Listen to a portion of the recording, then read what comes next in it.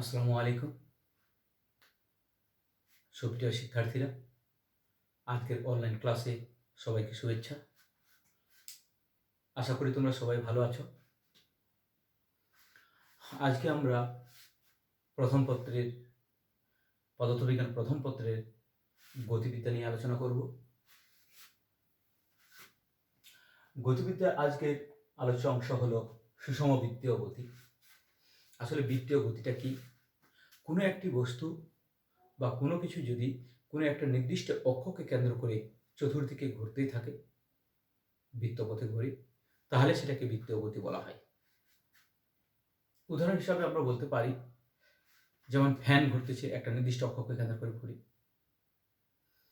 তারপরে সূর্যকে কেন্দ্র করে পৃথিবী ঘুরে, এগুলোকে আমরা সাধারণত বৃত্তীয় গতি বলে থাকি। তাহলে কোনো একটা অক্ষ বা কেন্দ্রকে বৃত্তকে বা কোনো একটা বিন্দুকে কেন্দ্র করে যদি কোনো একটা বস্তু বৃত্তপথে ঘুরে, তাহলে সেই গতিটাকে আমরা বৃত্তীয় গতি বলি। আমাদের এই সুষম বৃত্তীয় গতি বা বৃত্তীয় গতি সম্পর্কে ব্যাখ্যা করতে গেলে আমাদের কৌণিক সরণ সম্পর্কে একটু জানা দরকার, যেটাকে থিটা দ্বারা প্রকাশ করা হয়। কৌণিক সরণটা কি? মনে করলাম কোনো একটা বস্তু ও কেন্দ্র এবং আর ব্যাসার্ধ বিশিষ্ট একটি বৃত্তপথে ঘুরতেছে। কোনো এক সময় পি বিন্দু থেকে চলে আসলো এ বিন্দুতে, সময় লাগলো টি, আর অতিক্রান্ত দূরত্ব বা বৃত্তচাপ হলো এস। তাহলে এটা এই বৃত্তচাপটা কেন্দ্রে যে কোন উৎপন্ন করবে তাকেই কৌণিক সরণ বলে। আমরা অন্যভাবে বলতে পারি, কোনো একটি বস্তু বৃত্তপথে বা বৃত্তাকার পথে নির্দিষ্ট সময়ে যে বৃত্তচাপ অতিক্রম করে, ওই বৃত্তচাপটা ওই বৃত্তের কেন্দ্রে যে কোন উৎপন্ন করে তাকেই কৌণিক সরণ বলা হয়। তাহলে কৌণিক সরণকে আমরা বলতে পারি থিটা সমান চাপ ভাগ ব্যাসার্ধ।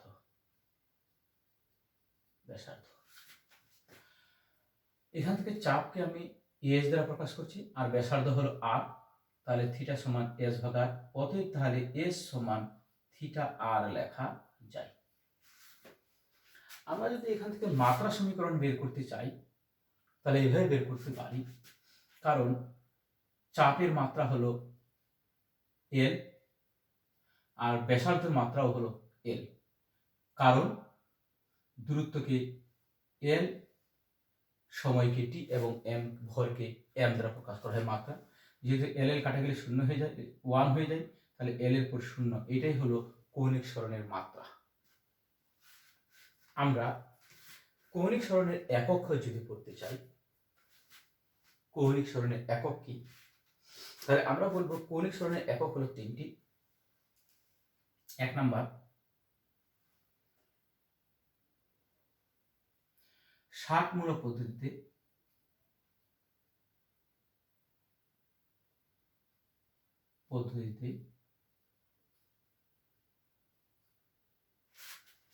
কৌণিক সরণের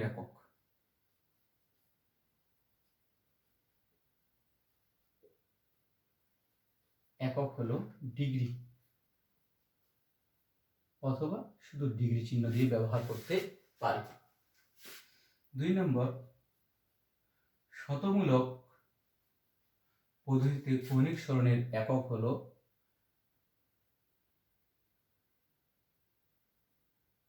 গ্রেড, অথবা এটাকে আমরা বলতে পারি গ্রেড বা জি দ্বারা প্রকাশ করা হয়। আর একটা হলো বৃত্তীয় পদ্ধতি। বৃত্তীয় পদ্ধতিতে কৌণিক সরণের একক হবে রেডিয়ান,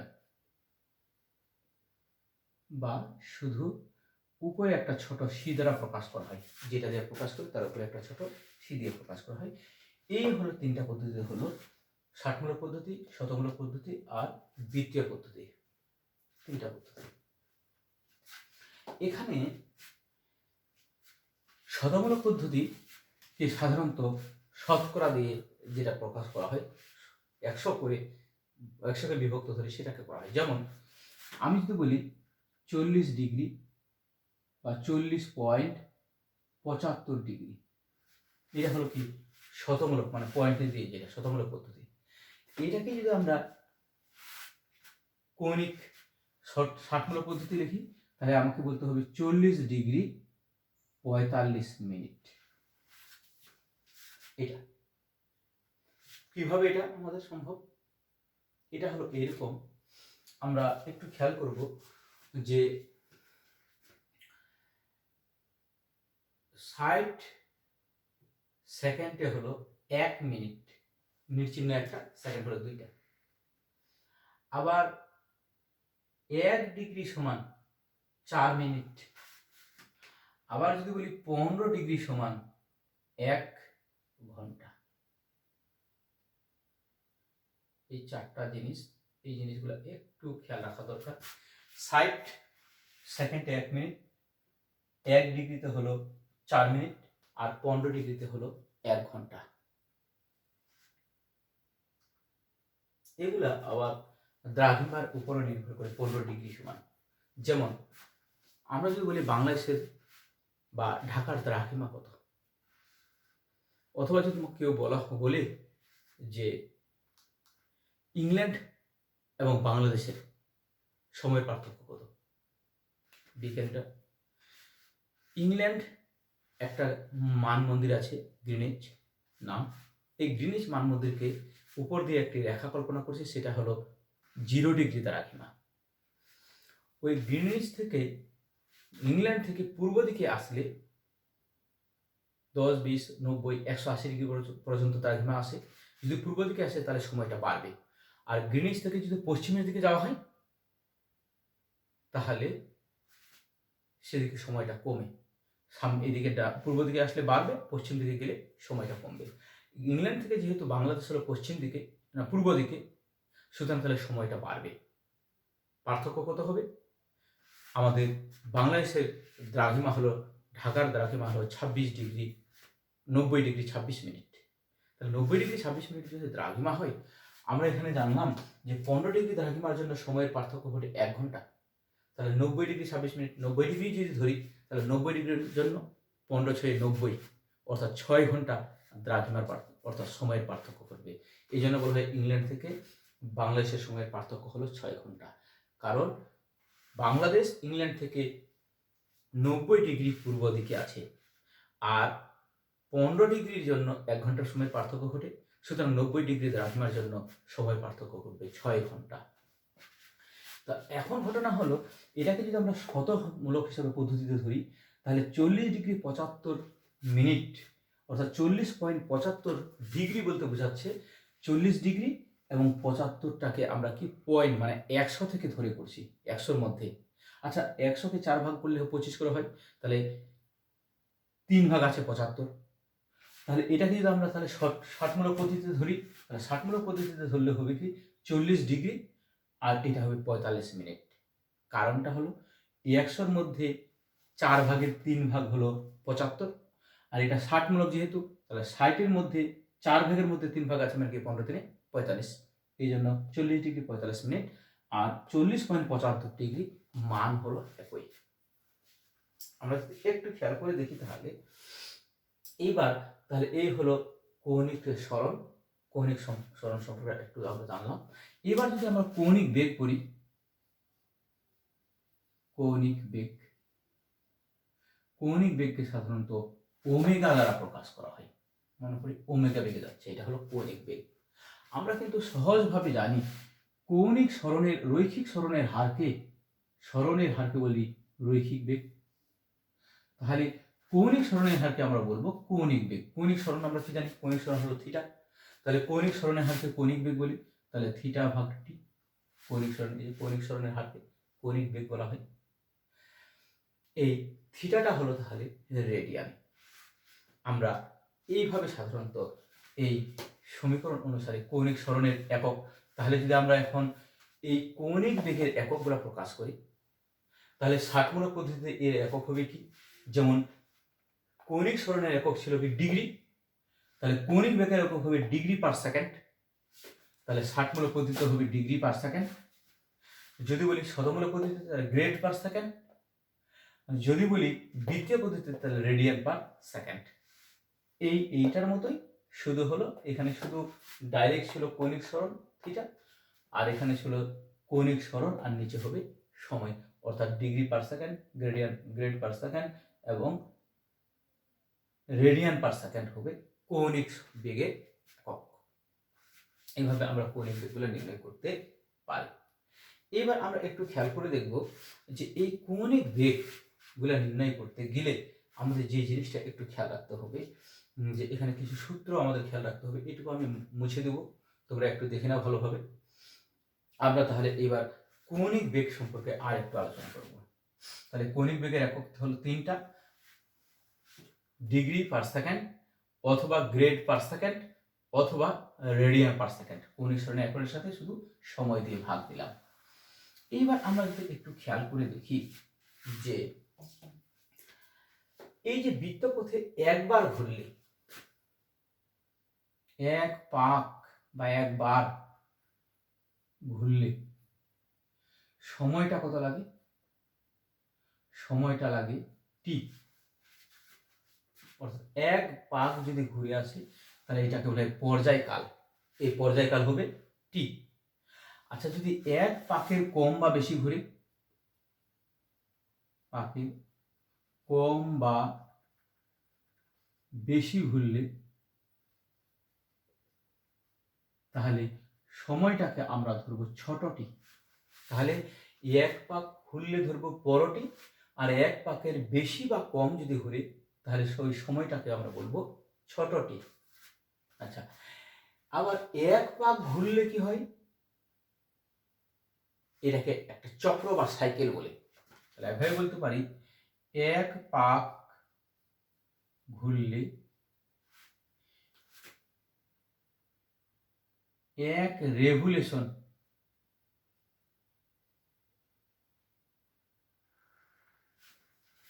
এক পাক ঘুরলে আমরা বলবো এক রেভুলেশন, অথবা এক রেভুলেশন, অথবা আমরা বলতে পারি এক রেভুলেশন, অথবা বলতে পারি বা সেকেন্ডে যদি এক পাক ঘুরে তাহলে রেভুলেশন পার সেকেন্ড, বা বলতে পারি সাইকেল পার সেকেন্ড, বা বলতে পারি চক্র পার সেকেন্ড, যেটাই বলি। তাহলে এক পাক ঘুরলে, এক সেকেন্ডে যদি এক পাক ঘুরে তাহলে রেভুলেশন পার সেকেন্ড বা চক্র পার সেকেন্ড বা এটা। অর্থাৎ এক পাক ঘুরলে বলবো এক রেভুলেশন বা একটা চক্র। তাহলে আচ্ছা, এটাকে আমরা অন্যভাবে আবার লিখতে পারি, যেহেতু এক পাক ঘুরলে, এক পাক ঘুরলে কোণ হয় কত? 2 পাই রেডিয়ান, অথবা বা বলতে পারি 360 ডিগ্রি। তাহলে এক পাক ঘুরলে 2 পাই রেডিয়ান অথবা 360 ডিগ্রি। তাহলে বলতে পারি 2 পাই রেডিয়ান সমান 2 পাই রেডিয়ান সমান হলো 360 ডিগ্রি। আমার রেডিয়ানটাকে শুধু 2 পাইয়ের উপর শুধু ছোট করে সি দিলেও লিখতে পারি। আচ্ছা, তাহলে এক রেডিয়ান সমান কত হবে? 360 ভাগ 2 পাই ডিগ্রি। এটা যদি আমরা মানটা বের করি, পায়ের মান 3.14 বসাই দিই, তাহলে হবে 57.3 ডিগ্রি। তাহলে এক রেডিয়ান সমান হলো 57.3 ডিগ্রি। এটা এমসিকিউতে মাঝে মধ্যে থাকে। তাহলে এক কথায় আমরা এভাবে বলতে পারি। এখন যদি আমরা একটা খেয়াল করে দেখি যে এই মানগুলো এখন আমরা নির্ণয় করার চেষ্টা করি। দেখি কৌণিক সরণের এক পাক ঘুরলে আমরা তাহলে কি বলতে পারি? লিখতে পারি এরকম, ওমেগা সমান লিখতে পারি থিটার কৌণিক সরণ এক পাক ঘুরলে থিটার মানটা কত হবে? 2 পাই। এই কোণ ঘুরলে কোণ হয় 2 পাই, তাহলে থিটা হবে কি 2 পাই। আর এক পাক ঘুরলে মোট সময় লাগবে কি বড়টি, তাহলে আমি লিখতে পারি বড়টি। এই যে এটা একটা সমীকরণ আমি পেয়ে গেলাম, খুব সুন্দর। এই সমীকরণ দিয়ে আমরা অঙ্ক করতে পারি। আবার আমরা জানি ওমেগা সমান এভাবে লিখতে পারি, যেহেতু আমরা জানি এফ সমান 1/t, এই সিদ্ধ করে আসছি, এক পাক যদি ঘুরে তাহলে তার পর্যায়কাল যদি 1 হয় তাহলে কম্পাঙ্ক হবে একটা, যদি বেশি ঘুরে তাহলে কম্পাঙ্ক হবে বেশি, অর্থাৎ একটা পর্যায় সম্পূর্ণ করতে তার কম্পাঙ্ক হলো 1। তাহলে ফ্রিকোয়েন্সি f সমান হলো 1/t। তাহলে 1/t এর পরিবর্তে f যদি বসাই তাহলে 2πf বসাইতে পারি, f এর পরিবর্তে n ও লিখতে পারি। সুতরাং এটা হলো 2 নম্বর সমীকরণ। আবার এই 1 নম্বর সমীকরণ থেকে এভাবেও লিখতে পারি ওমেগা সমান এই t এর পরিবর্তে অন্য লিখতে পারি। যেমন কি ধরে নিলাম n পাক ঘুরলে সময় লাগে ধরলাম t সেকেন্ড। তাহলে অতএব n পাক ঘুরলে যদি t সেকেন্ড সময় লাগে তাহলে 1 পাক ঘুরলে সময় লাগবে খুব কম, তার কম লাগবে। আমরা জানি 1 পাক ঘুরলে যে সময় লাগে সেটাকে বলা হয় পর্যায়কাল। তাহলে আমরা বলতে পারি t সমান ছোট t ভাগ n। খুব গুরুত্বপূর্ণ, এটুকু খেয়াল রাখতে হবে। এটা হলো একটা সমীকরণ। তাহলে এই মানটা যদি আমি এখানে বসাই দিই t এর জায়গায়, তাহলে ওমেগা সমান লিখতে পারি কি, ওমেগা সমান লিখলো 2π ভাগ 2π আর ভাগ হলো t। t মানে কি ছোট t ভাগ n। তাহলে ছোট t থাকলো নিচে ভাগ n, nটাকে যদি উল্টাই দিই তাহলে চলে গেল এইখানে। এই যে হয়ে গেল আমার তাহলে এই সমীকরণগুলা দিয়ে আমরা তাহলে একটা কাজ করতে পারি যে কৌণিক বেগ এর রাশিমালা বিভিন্ন ক্ষেত্রে নির্ণয় করতে পারি। যেমন আমরা যদি বলি একটি ঘড়ির ঘন্টার কাঁটার কৌণিক বেগ কত হবে, আমি এইটুকু মুছে দিই। যদি বলা হয় একটি ঘড়ির কাঁটার বা ঘন্টার কাঁটার কৌণিক বেগ কত হবে, একটি ঘন্টার কাঁটা, ঘড়ির ঘন্টার কাঁটা। ঘড়িটা যদি আমি দেখি তাহলে এখানে থাকে 12 লেখা, এটা হলো ঘন্টার কাঁটা। এই ঘন্টার কাঁটাটা যদি একবার ঘুরে আসে তাহলে সময় লাগবে 12 ঘন্টা, যেহেতু ঘন্টার কাঁটা। তাহলে আমি যদি কৌণিক বেগ নির্ণয় করি তাহলে 2π ভাগ t লিখতে পারি। যদি ঘন্টার কাঁটা হয় তাহলে t এর মানটা হলো 12 ঘন্টা। তাহলে 12কে আমি যদি সেকেন্ড বানাই তাহলে 12 গুণন 60 ইন্টু হলো 60, তাহলে সেকেন্ড হয়ে গেল। আমি তাহলে এখান থেকে 2π ভাগ t এর মান বসাই দিলাম 12 ইন্টু 60 ইন্টু 60, তাহলে যা মান হবে এত হবে কি তাহলে রেডিয়ান পার সেকেন্ড।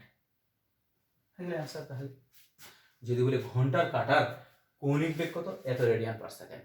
আচ্ছা যদি মিনিটের কাঁটা বলে তাহলে মিনিটের কাঁটা 1 পাক ঘুরলে 60 সেকেন্ড হবে, তাহলে t এর মান 60 বসাই দেবো, হয়ে যাবে।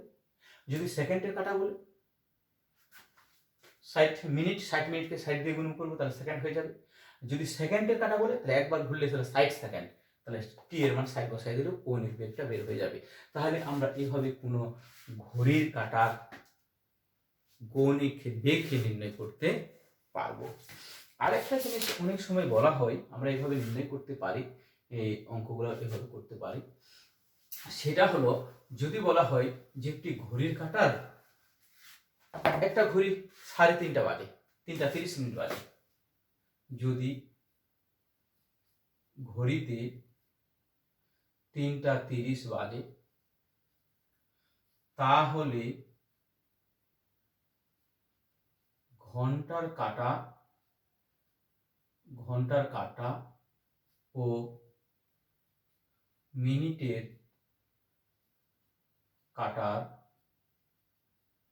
মধ্যবর্তী কোণ কত, এটা বলবো। একটা অঙ্ক হলো এরকম, যদি ঘড়িতে 3:30 বাজে তাহলে ঘন্টার কাঁটা এবং মিনিটের কাঁটার মধ্যবর্তী কোণ কত হবে। আচ্ছা ধরে নিলাম এটা একটা ঘড়ি, এটা হলো 12টা, এখানে হলো 3টা আর এখানে আসলো 6 যেটা। তাহলে এইখানে যদি কাঁটাটা চলে আসে মিনিটের কাঁটা তাহলে 3:30 বাজবে। 3:30 বাজলে কিন্তু এই ঘন্টার কাঁটাটা এইখানে থাকবে না, একটু চলে আসবে এইদিকে। তাহলে বলতেছে এই মধ্যবর্তী কোণটা কত হবে, অর্থাৎ 3:30 যখন বাজবে, 3:30 বাজবে, তখন ঘন্টার কাঁটা আর মিনিটের কাঁটার মধ্যবর্তী কোণ কত হবে। আমরা এটাকে বিভিন্নভাবে নির্ণয় করতে পারি। একটা সহজ পদ্ধতি আমি বলতে চাচ্ছি, যদি উপকার কাজে লাগে। থিটা সমান আমরা লিখব 11m - 60h ভাগ হলো 2, এই সূত্রটা প্রয়োগ করে করতে পারি।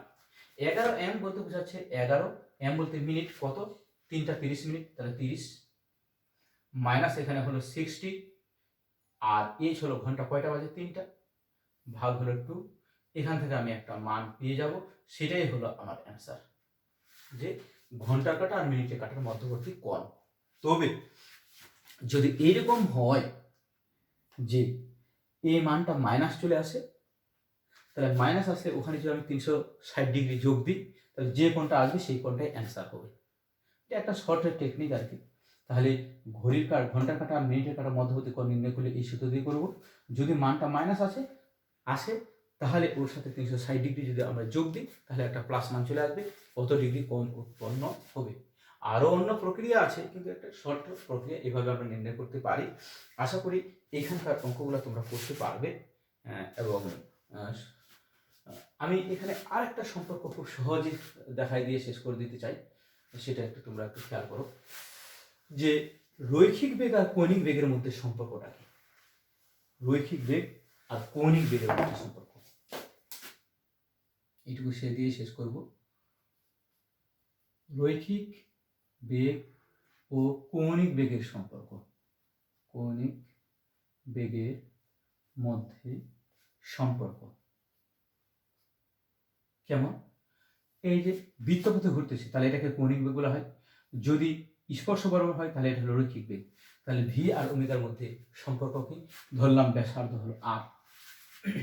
মনে করি একটি বস্তু বৃত্তপথে একবার ঘুরে আসলো, সময় লাগলো বড়টি। যদি বলি রৈখিক বেগ কাকে বলে, আমরা জানি রৈখিক বেগ ভি সমান রৈখিক সরণের হার এস ভাগ টি। আমরা জানি রৈখিক সরণের হারকে রৈখিক বেগ বলি। আচ্ছা, এস বলতে এখানে কি বোঝাচ্ছে? এক পাক ঘুরে আসলো, তাহলে পরিধি, তাহলে 2 পাই আর, আর নিচে হলো কি সময়।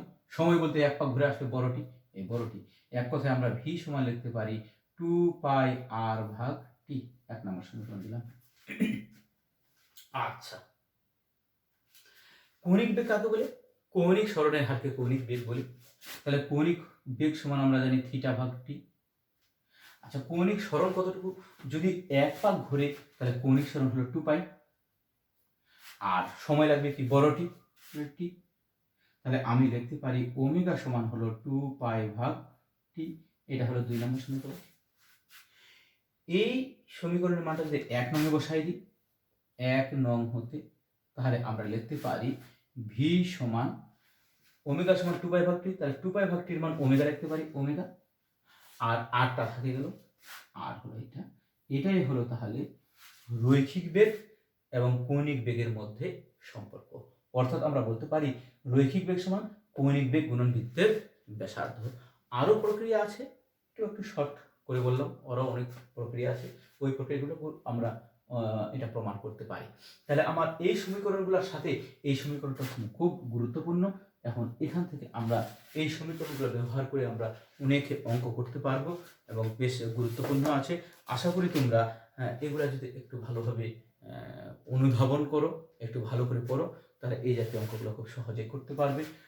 তোমরা ভালো করো, ভালোভাবে থাকো, অধ্যয়নের কোনো বিকল্প নেই।